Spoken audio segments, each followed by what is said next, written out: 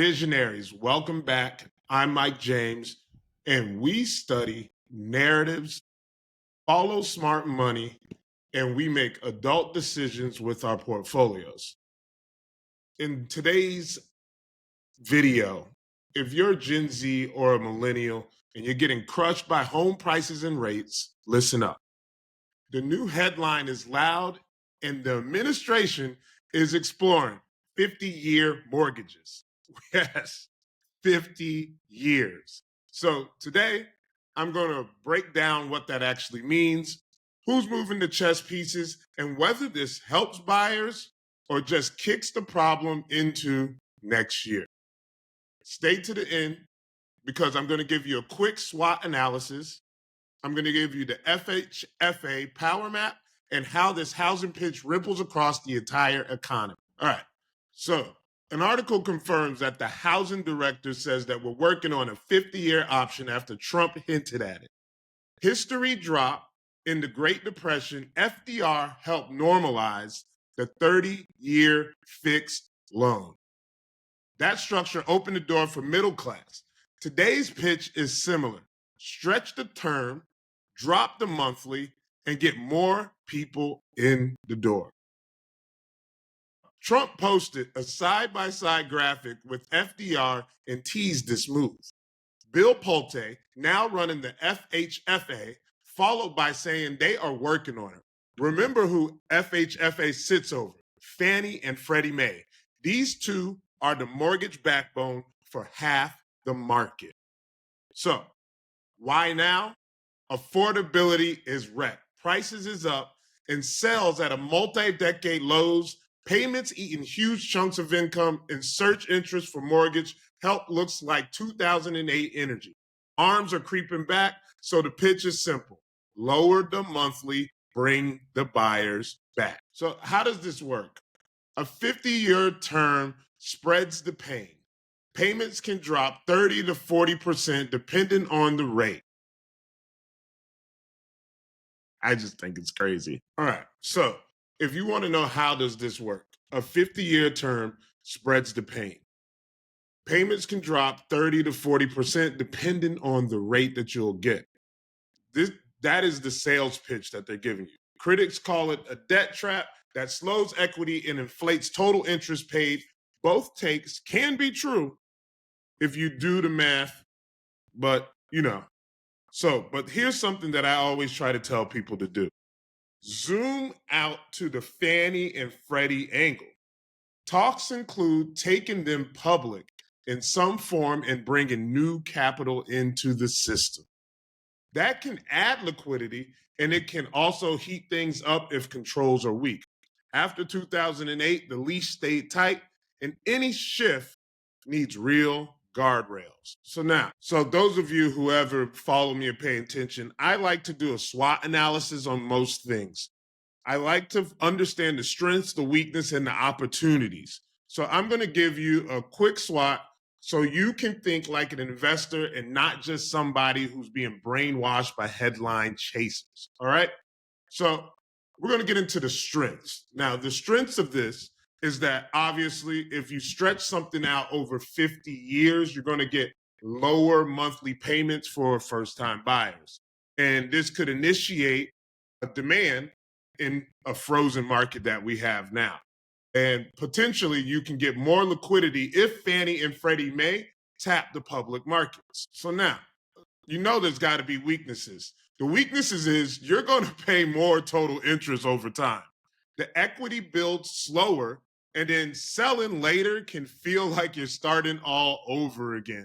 And if rates rise in a variable context, the pain will increase. So I'm not sure if this is actually a good idea or not. I'm just going through, just doing some research, and I'm going to dive deeper in that in this community, guys. What are some opportunities with this? See, you can pair with the supply unlocks and zoning reforms. You get faster permitting, and then you'll get cheaper inputs on some properties here. So, and if finance and innovation meets real building, you attack the shortage from both sides. So what are some threats? There's this moral hazard, and then you can get easy monthly can push prices higher. So what does that mean? So if the payments are lower and it's a more attractive rate over 50 years, and there's all types of disastrous financial things that can happen with this. This is not something that I don't even want to say anything because I don't want to be the person that just reacts too fast. And then, people just, the social media makes people want to react to stuff. But, just think about this in the car industry, right? When you have bad credit and you don't have enough down payment, what do? They stretch the length of the loan out. So maybe you could have been 3 to 5 years and then they stretch it out to like 7 or 8. See, so this could also potentially kick the can down the road if the supply is still broken, because we still have like a ton of supply in homes right now. And I think because most people have COVID breath on their houses, on the pricing of it, and then the rates with the prices that you got from COVID is going to be a big issue. So then you also have to consider the political whiplash can freeze lenders and builders. So what that means is that you can expect maybe the government to step in and start doing more with lending. And Pulte is actually trying to do that. And I can show you how that can be done here. So, who is Bill Pulte? Bill Pulte in this story, he is FHFA director and he supervised both Fannie and Freddie Mae. This is the first time that both of these organizations were under the control of one person. So just think of this like an air traffic control for the conforming mortgages.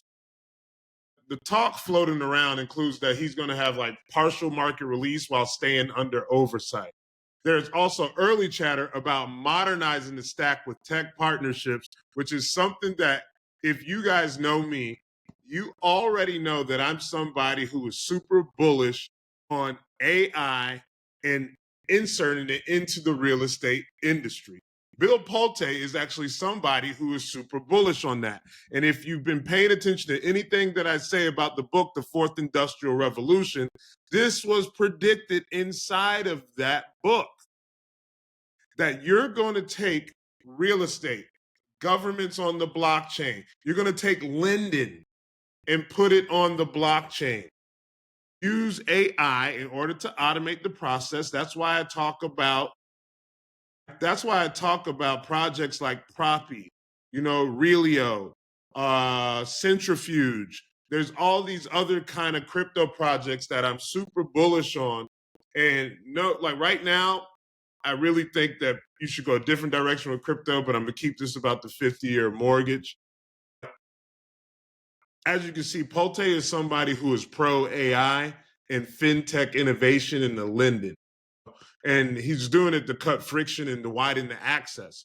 So the stated goal is that it's going to be cheaper, faster, and safer lending.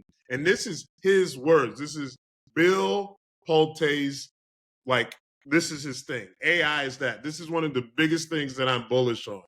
Right? So what I'm going to get into now is we're going to get a little macro breakdown.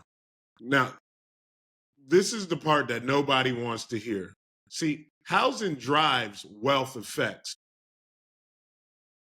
Mobility, family formation, and local economies, the inventory is starved. We still need millions of units. Prices jumped since 2020. Rates locked owners that will not sell. And so sales fell to cycle lows. A 50-year mortgage, whether people like it or not, may lower the monthly. It does not put more roofs on dirt, however. Why does this matter? For your full portfolio, when housing stalls, retail spending slows, believe it or not. These are all like the market as a whole. When real estate is booming, everything else is booming because people have money. Money is flowing. That's why when I talk about when rate cuts are important, when money is cheap, that's when people are going to go buy houses. Then they're going to take personal loans. They're going to go and get car loans because the rates are cheaper. All of this is important into one.